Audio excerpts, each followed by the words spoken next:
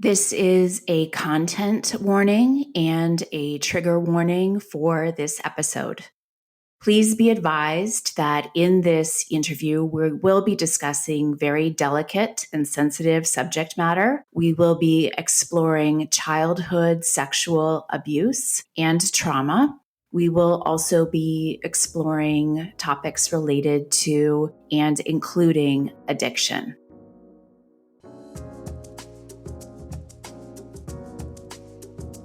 I'm Adrienne Enns, and I welcome you to the Intention Sessions podcast.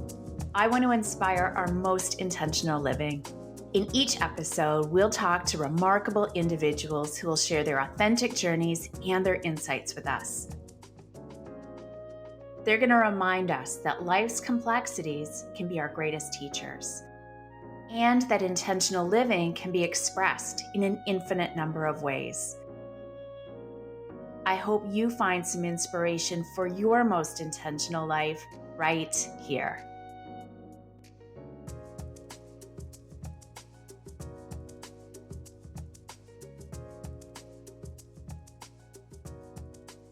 Today on the podcast, we have Jon Rokochy. Jon understands addiction, and he doesn't like it. He intimately knows the destruction it can cause in relationships, and he has a deep desire to see families break free from the cycle of addiction and live peaceful and purposeful lives. Jon holds a master's degree in marriage and family counseling and is the founder of Brilliant Strategies and Assure Occupational Testing.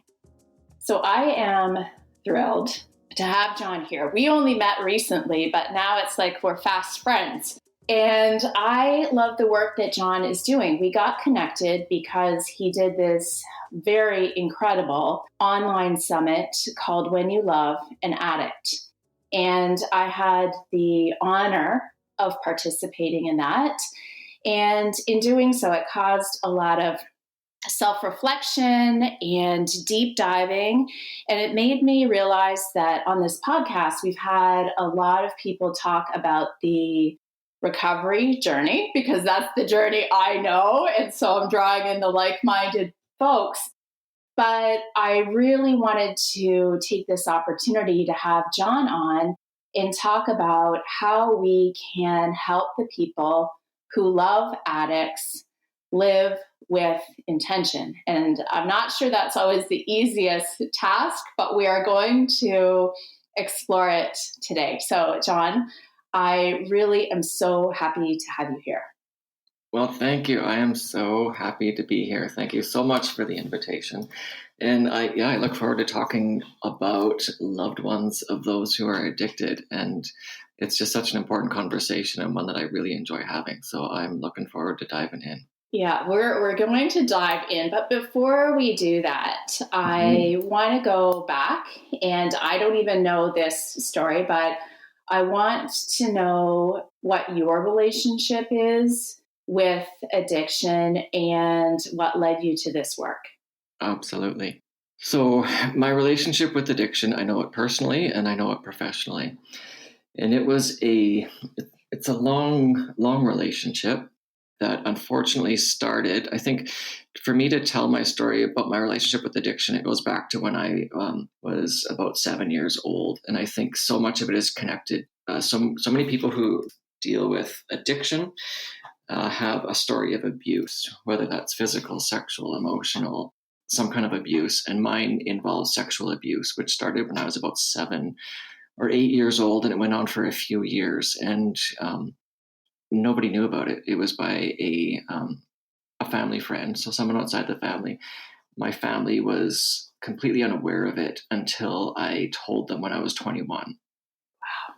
So it started when, being abused for a couple of years as a young boy, of course that does some things to, a person's emotional health development. And so that gave me some really messed up sexual messages that how do I get attention? How do I get love? How do I get affirmation? How do I be noticed? Well, the message that I got as a young kid was you get that through sex of some form. So what that turned into later in my life was sexual addiction. And I think what goes along with abuse and what went along with it for me was this secrecy, because I knew that I couldn't talk about it. I knew what was going on when I was a young boy was bad. As a little kid, I probably would have used the word it was bad and I shouldn't do this. And it was, or what was being done to me, we shouldn't be doing. But I never told anyone about it because it was like this secret thing that made me feel special as a little boy. Like, it's so messed up. Abuse just drives me crazy, and I because it just messes us up and it makes us think, it's our fault. And that's what it did for me as a boy. Is there's got to be something I'm participating in this, so I'm a guilty party. I'm not saying no, so therefore I'm a guilty party in this. So anyway, it taught me secrecy. So I learned from a young age how to keep secrets, and then that just really goes hand in hand with addiction, because addiction thrives in secrecy. Addiction thrives in isolation. Yes, it does. That is how it started with me. And then later on in life, it turned into sexual addiction that took many different forms. And like I said, I didn't talk about the abuse till I was 21. I don't think I started talking about or even put the label of abuse on what happened to me as a kid. This is an interesting story. I was working on I didn't put that label of abuse on my experience as a kid until I was about probably 23 or 25. So I was an intern in a counseling center when I was working on my master's in counseling, and I was working on course notes for for a professor who was working on a dynamics of abuse course, and I was typing up these notes and I'm reading the definition of abuse. And I remember sitting in this office at a computer and I'm reading, here's what abuse is. And I just remember I stopped and I just sat back and I'm like, I was abused? I think what happened to me was abuse. And I never actually put that term on it. That was the first time. And that was like this profound moment because like I said before, it was like, this is what part of me as a young boy liked the attention. Part of me liked it. And I felt so guilty and messed up. And I couldn't even speak those words. Like, that just felt like, how do you like it? And it's abuse. That doesn't really go hand in hand. But so that was a big journey for me too. And started another layer of healing for me about overcoming my past. So that's kind of what led to sexual addiction for me, and that manifested in many different ways. And my journey into recovery was a long and drawn out, and it's not a clean, here's the day that it all changed and turned around for me. It was kind of a long journey. And it usually is, right? Mm-hmm. I mean, sometimes, when we stop drinking or using, there is a day, but it's there's so much around that day, Yep. So what prompted you to, and again, I know it probably didn't end in a single moment, but what put an end to the secrecy? A big part of it was, I love so many people who deal with addiction can probably relate to, we think we're really good at secrecy, but the people around us and who know us the best have us figured out. And they're like, yes, I almost want to laugh out loud when I hear you say that, and not at you, but I very much lived that, and the people around me are like, give your head a shake. Yeah, we all know what's going on. Even if we don't know the details about what's going on, we know you are not good. Like, we know your life's a mess. I don't even have to know the details, but I know you're not right. You're not. Yeah. Right. So it's this addiction lies to us even as the addicted person and thinks, oh yeah, you got everyone fooled. You're good. Yeah, keep going, carry on. So I'm so grateful for family, and I'm so grateful I have 3 sisters, and I'm grateful for my 3 sisters who did not let me stay in my state, and who really got uncomfortably up in my business about life needs to change and you're not okay and we're not going to let you stay there. So life just got really uncomfortable, I think, to answer your question. So I'll tell you about one specific event that really stands out in my mind. And there was a series of these. I wish it was just like one event Jon realized, oh, life's got to change. And I never looked back from that day forward. But there's many, many events, but this is one of the biggest ones that stands out for me. I had been acting out. This was probably like mid 20s. So much secrecy, so many lies to my family about where I am, what I'm doing, who I'm with, trying to cover up, and pieces just aren't adding up. So one day, one of my sisters, showed up at my house unannounced, walks in the door, and because I had been avoiding her for quite a while, and says something like, "What's going on? I know you're not okay. I need to know what's going on. I am going crazy trying to figure out what's going on with you." And looking back, she would probably say she was, quite codependent and letting things. She was trying to control me and fix me and save me and rescue me. And looking back, I know she might have done some things different. Nevertheless, I'm grateful for that moment. She came in the house and just was beside herself. She was a little bit hysterical, perhaps, but she was holding a mirror up to my face and not allowing me to stay in my lies and my secrecy, and said, "What is going on? I need to know what's going on." So I opened up and I told her, yes, I've got all of these secrets. I started to tell her about some of them. And she calmed down and she listened. And she just listened to all of me confessing my sins, essentially. Here's what's going on. I'm sorry. Thank you for confronting me, essentially. And she said, "Jon, I just want to hold that little boy. I just want to hold that 7-year-old boy who was abused and tell him, you're okay. It's not your fault. I just want to hold that boy and tell him it's not your fault." And we just had this incredible moment because she could see that what I was doing and all of the acting out and all of the looking for attention and looking for affirmation outside of myself and looking for others to fill me up and make me tell me I'm okay and tell me I'm acceptable. She just could see the whole picture of my life and see that you've been looking for this since you were a young boy and you've learned it from such a messed up place of you got this message that how you get it is by other people tell you you're good and other people tell you you're acceptable. That moment of that with my sister in my living room of, from such an uncomfortable, I don't want to tell you anything, I want to stay in my secrets, to opening up and being vulnerable and telling you my secrets. And now you are not pushing me away. You're not rejecting me. You're accepting me. And you're actually loving me even more because I'm opening up. Like that, all of my fears of letting people in is that you're going to reject me. And then I just did it. And she didn't reject me. She accepted me. That will forever stand out as one of the biggest healing moments in my life. And that really pushed me forward to get some more help and go to another level of healing in the long addiction and recovery journey.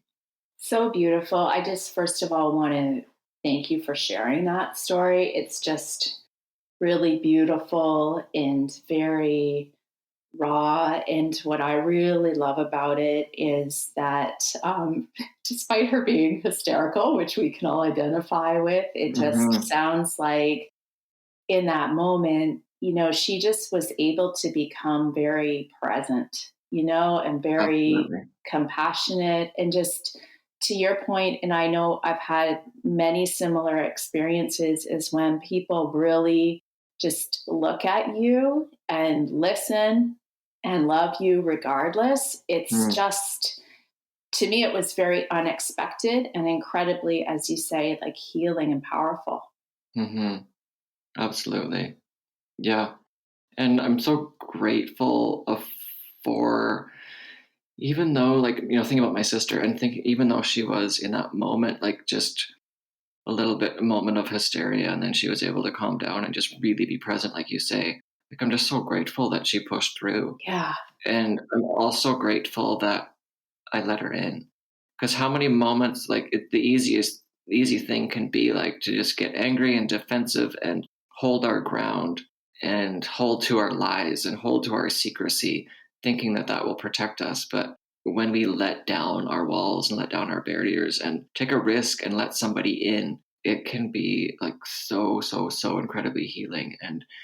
And I'm so grateful that I did it because that was a huge risk in that moment. I didn't, Yes. you know, It's the most vulnerable thing you can do, right? To yeah, just completely expose, all of these secrets that you've been holding on to for almost 2 decades at that point. yeah, just a little bit of time. Just a little bit of time. Oh my goodness. And so this leads us to, the work that you're doing now. And you had so many incredible people on that summit. And, They were amazing. it was just amazing. And I love, that these resources are available, right? Because it's often when we're in a really traumatic situation that we don't even know where to turn to for help. We have time to shop for, regular things in our lives, but not to find the help that we actually need. So Uh-huh. for these loved ones of addicts, Yeah. and I imagine some people listening are in this space, so they don't need themselves described. But for other people, what do you hear most from those people? What are they struggling with? What are they frustrated about? What do they want? So what I hear most from people who I call them, loved ones of an addicted person or family member. This could be family, friends. It's anyone who's in close relationship with someone who's addicted. What I hear most is, I want to help and I don't know how to help. Yeah. What I'm trying to do isn't working. So these are common things that I hear. It's not working. And what they want is, what would be working in quotation marks would be that they quit drinking, or they quit using, they quit whatever, gambling, whatever the addiction is. I don't know how to help. I don't know what to do. I am going a little bit, crazy myself, and I don't know how to control my emotions. I can't stop thinking about them. I'm losing sleep. I want to trust them. I don't. How do I rebuild trust with them? I've said and done things that I wish I hadn't done and said, and we all know that goes both ways. The addicted person does that. Loved ones do that. But so after the summit, I actually sent out a survey to the registrants and asked them some of these questions. And what their responses were is, they want to know, how do I help in meaningful ways? How do I set boundaries? What are boundaries? And that's, it's a workshop that I'm going to be giving shortly, about setting healthy boundaries and what does that mean. And I don't like the word boundaries. It sounds like I'm setting up walls and I'm just saying, go and deal with yourself. And that's not what I want to say. I want to be loving. I want to have the door open. So what does that even mean? So basically it's, how do we rebuild this relationship? How do I be in relationship with someone who's addicted? And I want them around, but I don't want their addiction around. I want my child here. I want my husband around, but I don't want the addictive behavior and all of the anger potentially that goes with that, the manipulation, the lies. I don't want any of that. I just want them back. How do I get them back? What does that even look like? I don't know what that looks like. I don't know where to start. So where do they start? One of the best ways to start is to realize that addiction affects all of us. It doesn't just affect the addicted person. It's not as simple as the person with the drinking problem needs to go to rehab and get better. That's not how this works. Yeah, sure, that's part of it, and they might need to go to inpatient treatment, but you need to get some help as the loved one. You need to get some help too, and you need to detach and unhook from addiction. So that's something that I like to start with when I work with family members, is to understand how it's affecting them. So I don't want to talk about your addicted loved one at this point. I want to talk about you. Yeah. They're not here. I'm in I'm in a session with you. So I can't change them. You can't change them, but you're here and you can change you. So let's talk about you, and let's talk about how this is impacting you. And quite often when families will phone, they'll phone because they think that their addicted loved one is in immediate grave danger. And if we don't do something, the next time that they use it might be their last. And there can be some, there's truth and validity in that. And sometimes we need to take immediate action to protect somebody who's going to be a harm to themselves or to somebody else. So, but most often that's not the case. So sometimes we might need to start there and to, secure safety for the addicted person. But where I start is, how is this affecting you? And let's talk about you. And I'm just curious, is it difficult for these people to shift their focus to themselves? Absolutely. Mm-hmm. Because what addiction does, and I like talking, and I think it's important to talk about addiction in the third person because it separates a person from their behavior. Addiction asks us to become different people and to change who we are, the addicted person and loved one. So I think it's important to talk about it as, in the third person. And it's something that we can change our relationship with. So addiction asks loved ones to put all the attention on the addicted person. And if we could just fix them and change what they're doing, then my life would be different. If Jon would just stop lying and sneaking around, then I could sleep at night. If Jon would just be his old self and come around the family and come and play with my kids and his nieces and nephews and just be old Uncle Jon again, then wouldn't life be so much better if we could just go back to how it was? So it's just this obsession, and this is essentially codependency, is obsessing about somebody else. And if you would just change, then I would be better. And that, addiction asks that we do that. And we can get caught in these patterns as loved ones for years. So if somebody comes along and says, actually, I don't want to talk to you about Jon, let's talk about you. It's, I don't actually want to do that. It's kind of uncomfortable. It's easier to talk about Jon and that he's the problem. It's hard. And whether we're dealing with addiction or not, it's that's just human nature. We would just rather talk about somebody else than us when it comes to changing. Yeah. And so how do you start to, so this person who you're helping wants to love and support the addict and help them as much as possible. And yet what you're describing, I hear you saying, and please tell me if I'm wrong, but them somewhat disentangling themselves and creating a healthy life. So what does that look like? And let's talk about, I know we don't like the word boundaries, but how do they set healthy boundaries? Or what could they eat? I know it's different for every person and situation, but let's go there. Yeah, let's go there. So healthy boundaries, to me, the starting place talking about boundaries is, why do we set them? Understanding what are they for and who are they for and why are we doing it? Because quite often loved ones have a misconception about why we set boundaries. And the misconception is, I'm going to set boundaries with Jon to make Jon change. So they come at it with the lens of what will get the results I want in somebody else. So a boundary is, okay, if you don't change, you can't see my kids anymore. And the point of it is, will that make Jon change? Will that pull at his heartstrings enough that that'll make him change? And that's absolutely the wrong approach to boundaries. Boundaries isn't about changing Jon or your addicted loved one. Boundaries are about changing your life and your experience with addiction. So they're about me, and they're about creating peace and safety and sanity in my own life. So it can take loved ones a long time to wrap your head around this, because again, addiction makes you focus on the addict. And if they would just change, then I would change. But unhooking, I really like the term unhooking. I like the analogy of unhooking from addiction.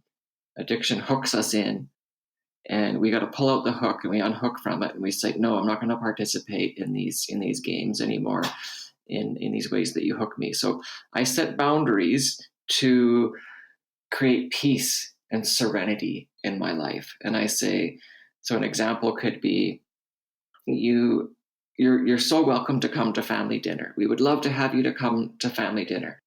But if you're going to show up drunk, then you can't come, because I can't have that around my children.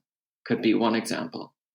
So I can't have that around my kids. That's not a good message, and that's not safe. I don't feel safe and comfortable in that So that's a boundary. So it's not about, is that going to make him change and show up sober? Of course, we hope that. And of course, that's the desire. But first and foremost, boundaries is about, I'm inviting someone to my house for a meal. What do I need to keep myself safe? But what addiction asks of loved ones is you lay down your own needs for everyone else and you put yourself last.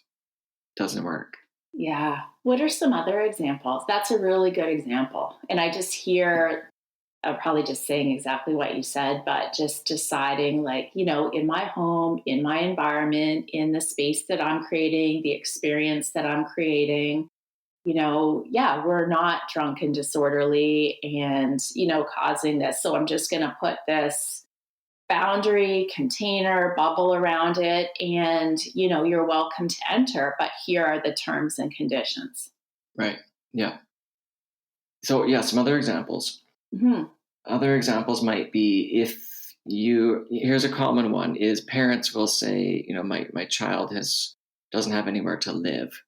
Addiction can kind of take all of our resources, sometimes money and cars, and everything's gone. So I want to let them live here. So you can live in this house. Here's some examples. And again, these are just examples. Every house and every family is different. You decide. And this is where coaching is really important to help get some help to decide what's beneficial for you. But you can live in this house, but there's no drugs and no paraphernalia in this house. If I find them, then you're going to have to find a new place to live, because this is my house, and it's a privilege for you to live here, not a right. And you're actually holding them to account. So first off, the reason you set it is to create safety in your house, but it's also to call them up to a higher, to maturity. While a person in the midst of addiction really is not acting mature and making mature adult decisions, and they're not maybe emotionally behaving like an adult, it can be quite juvenile at times. And I can say that because that used to be me. But the people around us, by setting boundaries, that calls me up to change. And that actually invites me into a different experience. So other examples could be, there's no booze in this house, and there's no disrespectful behavior. You don't get to come into my face and yell at me or name call. That's not okay. So if you're going to do that, I'm going to remove myself from the situation, and I'm just going to get in my car and go home. So I'm not going to engage in the fight. I'm just going to remove myself from it. That could be one. So you could have different ones around living in this home, whatever that might be. You got to help out. You got to contribute to rent. You got to pay some bills. You have to take out the garbage. And if you don't do that, because everyone else here is contributes, so we expect the same of you if you're going to live in this space. And what happens when that doesn't work? When we set boundaries, and when people. Or yeah, like, I'm just curious, for the example of someone living in your house, like when you've set the boundaries and you're hoping for this change, you want them to live up to it. And, addiction just has them in their grips. And, how do you navigate when things get tough? Yeah. Not that they weren't tough before. When things get tougher. And which is a good point in itself. When we set boundaries, you have to expect that addiction is going to come roaring back, and it's going to push hard against them because it doesn't want boundaries. Yeah. Your addicted loved one is going to push all of them. They're not going to make it easy. Addiction isn't just going to go away quietly. It's going to go away kicking and screaming. So that's important to remember, to expect that. I'm going to get resistance. So to think through, okay, what am I going to do if they violate this boundary? What's the next step? What's the consequence? Because if you don't follow through and have that thought through, then there's no point in setting them. So the consequence could be, if there's drugs or alcohol or paraphernalia in my house, then you can't live here anymore. So you have to follow through with that. That's the next step. You have to follow through with whatever you say you're going to do. And if you don't follow through, then there's no point in setting the boundary in the first place. That just becomes a hollow threat. That's pointless. So you have to follow through. Absolutely. And so at this point, when things get to that tougher stage, for the person who loves the addict, how do, following through and living, a peaceful, purposeful life, how does that coexist? So to me, it can't coexist without relationship. So we need to get ourselves built up and be in community with people, whether that's family, friends, Al-Anon, coaching, counseling, where we're getting built up and affirmed and continually, and we're getting support, because life is going to get tough. These moments are going to get really tough. So I need to go into a moment with my peace on. How do I keep my peace on? How do I keep my love on? I know I'm going to go into a conversation that's difficult, so I'm going to prepare myself. So I might read a book like Intentional Days. I might. Such an excellent recommendation. You don't even have to Thanks ask for the plug, John. I'll just plug it.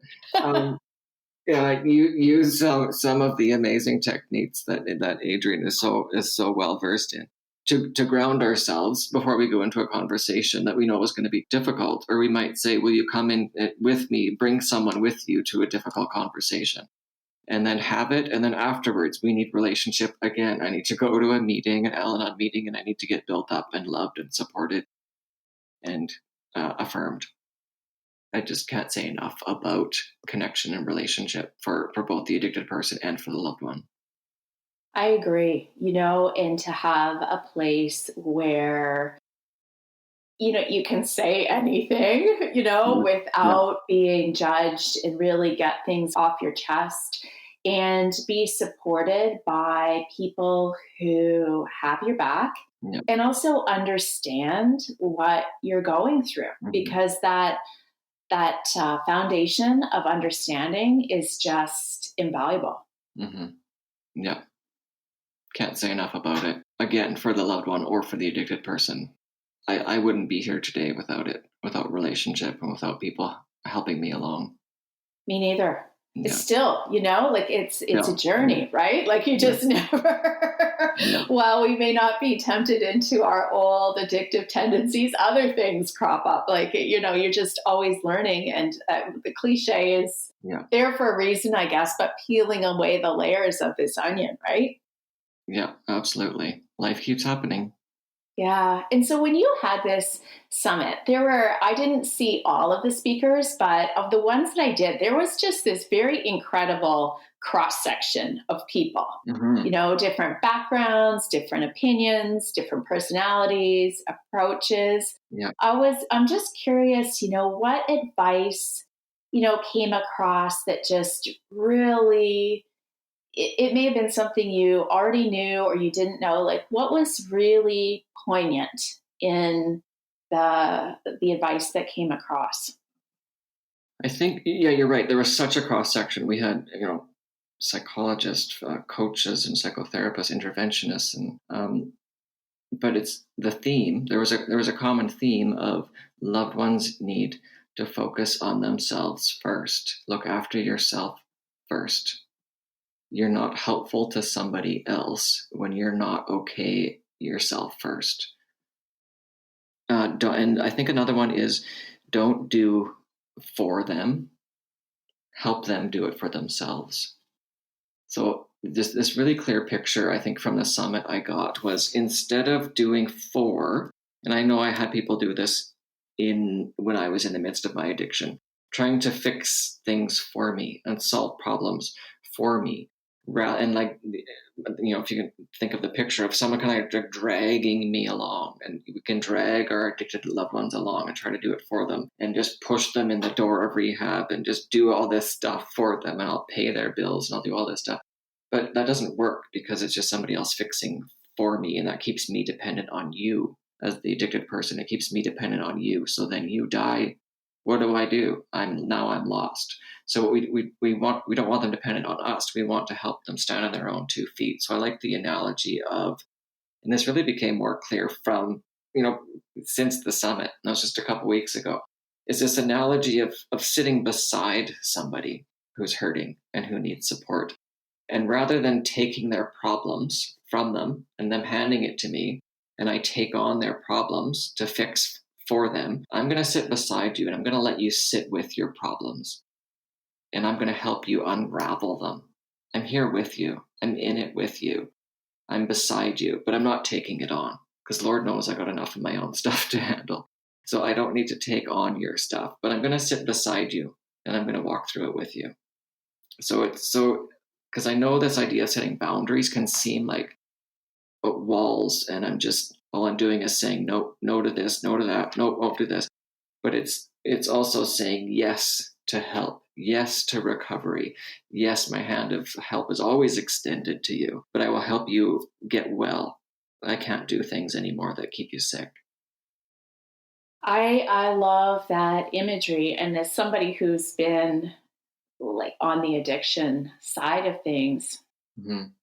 I can see from my perspective, it works both ways, because I knew when I was entering recovery, I also knew I needed to do this by myself, for myself. I couldn't tie my recovery to, somebody else doing it with me or this or that. It was like, I need to do this. Mm-hmm. And then to your point about, passing over the weight of things, these lessons are here for us. Like, I learned so much about myself and about life and who I wanted to be. And it was awful, but only through bearing that weight. Like nobody else could have done that for me, and then those lessons stay with you, and then you're also you're not taking someone's power away, right? Mm-hmm. You're giving them the power to make new choices and maybe make more mistakes, but ultimately to learn and to grow. So I just think that's a very, very powerful image. Mm-hmm.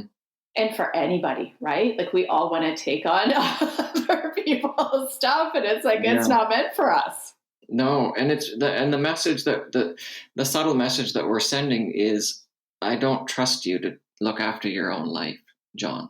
So I'm going to do it for you. And that's really disempowering. Let me make some mistakes. I'm going to make mistakes with it, but let me make them and just walk alongside me. And as I make mistakes and fumble forward, keep falling forward. Yeah. And so was there any advice that came across in that summit that surprised you? Or maybe took you, just, I don't know, came out of left field for you?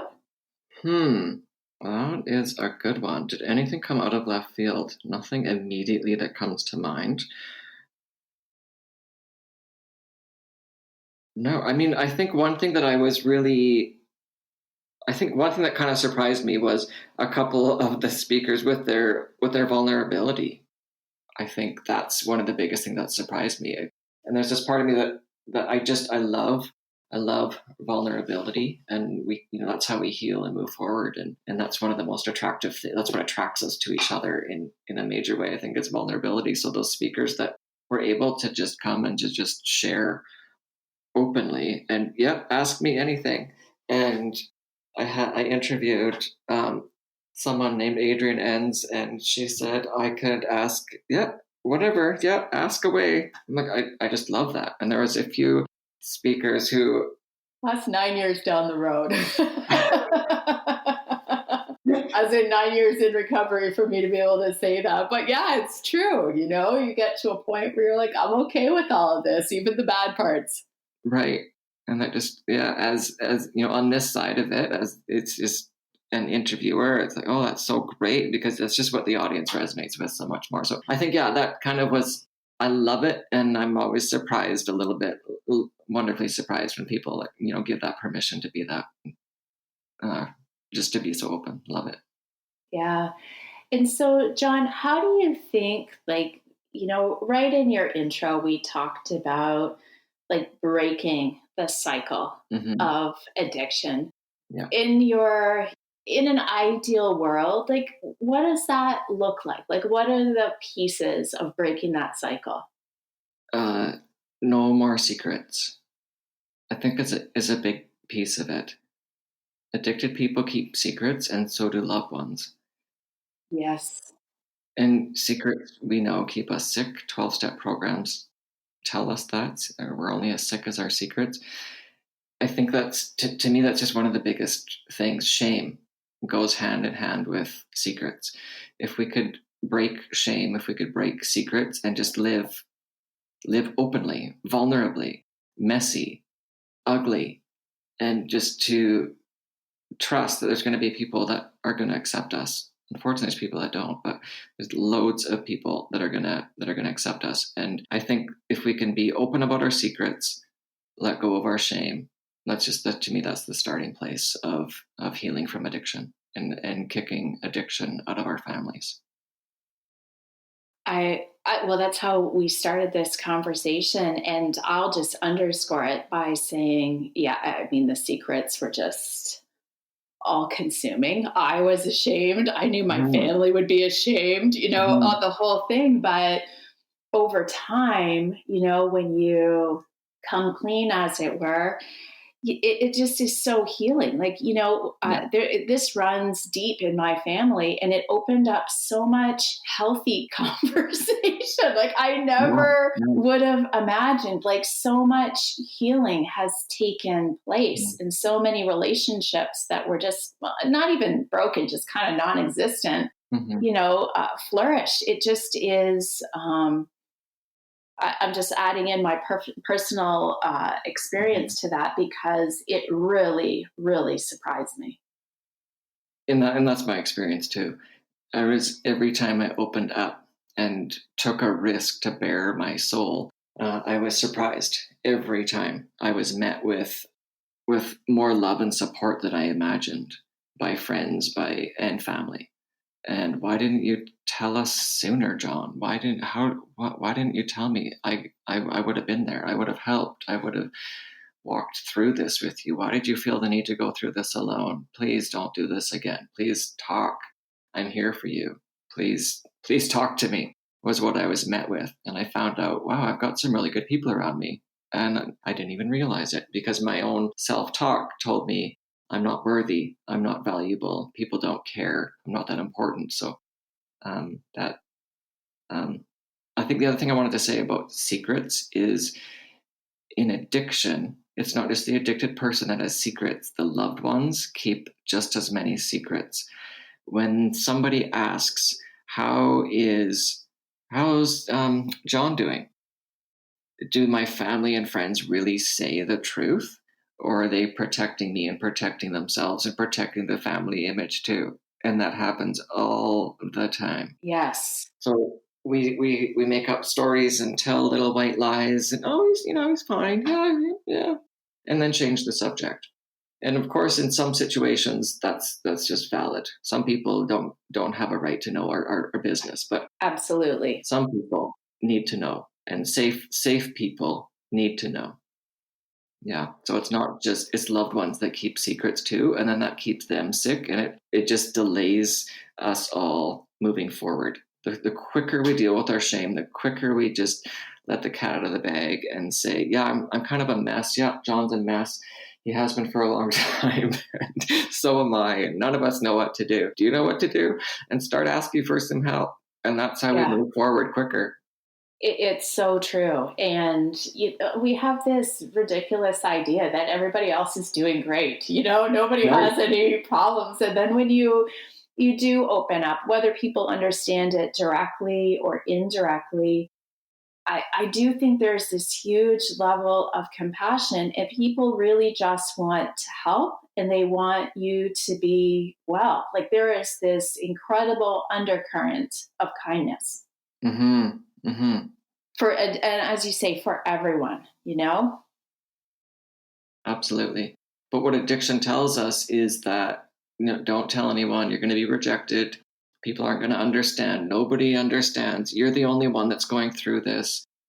They won't get it anyway. Nobody will know what to do. It just lies. It's just loads of lies floating around in our head that keep us silent. Doesn't work.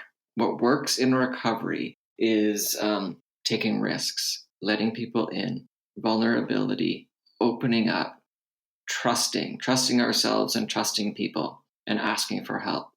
It's so scary in the beginning, but it's so worth it. It's so worth it.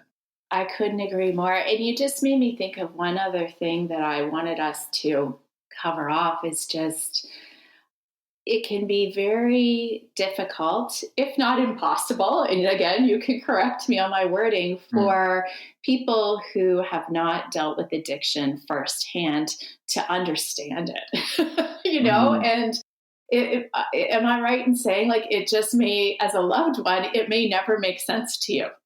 Why an addicted person uses or keeps going back or Yeah, or just like that cycle or what's going on in your head. Like it's very bizarre.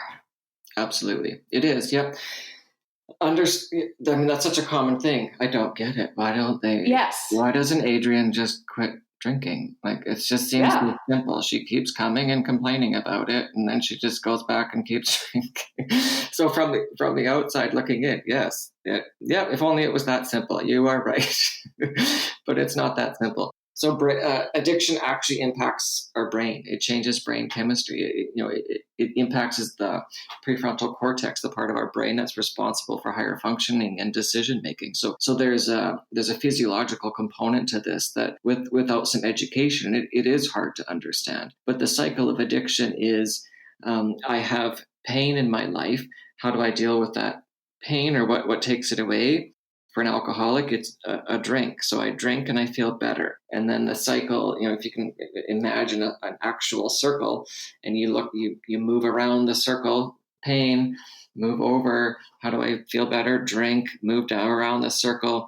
What does that cause? It causes more pain because it hurts people around me. It hurts my job because I'm late again, or I showed up hungover and I got disciplined at work. It causes more pain. How do I deal with that pain that addiction causes? Well, I drink again. So it's this cycle of craziness, cycle of insanity, and but the solution is kind of the problem. And so, yes, from the outside, it's hard to see. Why don't you just jump off? But what can help loved ones sometimes understand that is, let's look at your cycle of codependency. Let's look at your patterns, and we could just hold a mirror up to that and say, well, you kind of keep going back to the same stuff too, expecting a different result, and how that's not working. So let's talk about that. And you go back to the same thing over and over again, thinking that this time it'll be different. This time it'll be different, and it's not. So that there can be a little bit of that can help a little bit for loved ones to understand. But getting some education around addiction, the nature of addiction, is really helpful for loved ones. And John, as we wrap up, we're going to share in a minute how people can find you, access all of the amazing work you're doing.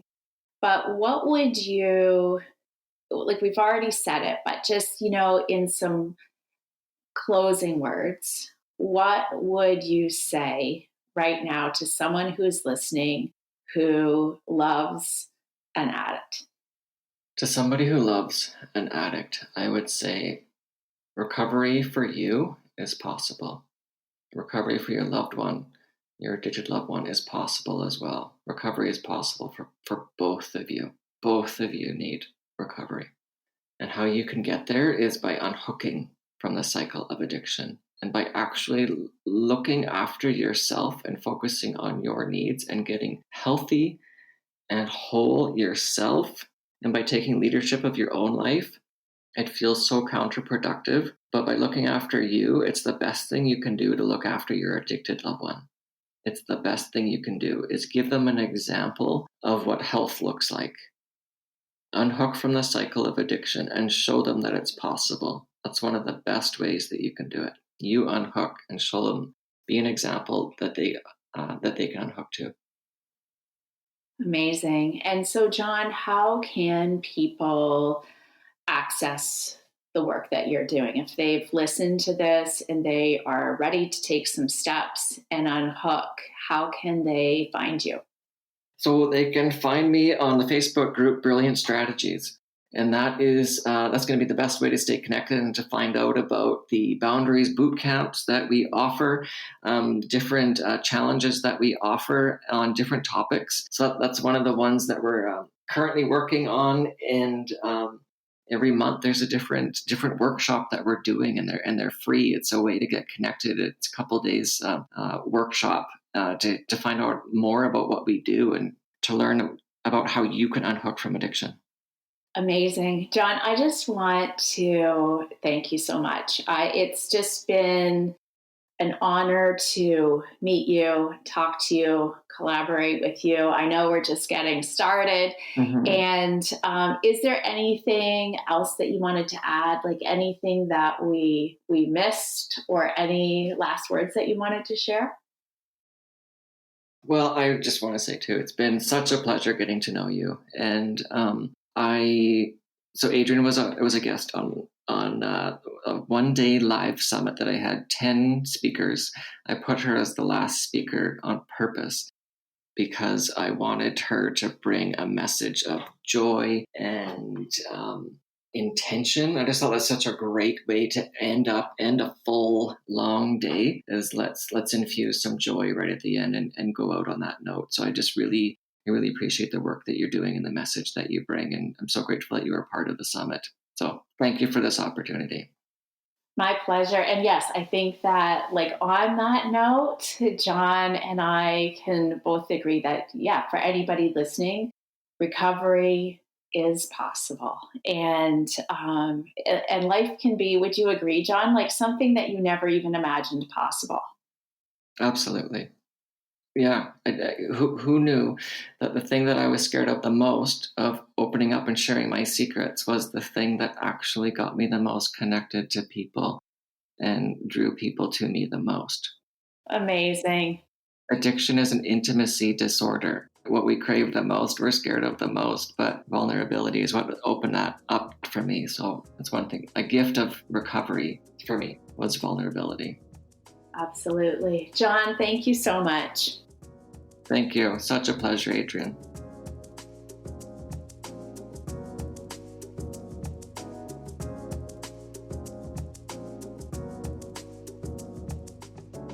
Thank you for listening. May some of the wisdom shared here inspire your most intentional living. For more information about this episode, this podcast, intentional living, and my work in the world, please visit mayyouknowjoy.com. You can also find my May You Know Joy and Seeds of Intention cards there, and my book, Intentional Days. You'll also find details for the Intentional Days membership, where you can gain access to a thriving community of intentional souls and lots of regular inspiration. I've got you covered. Until next time, I wish you great joy and many intentional days.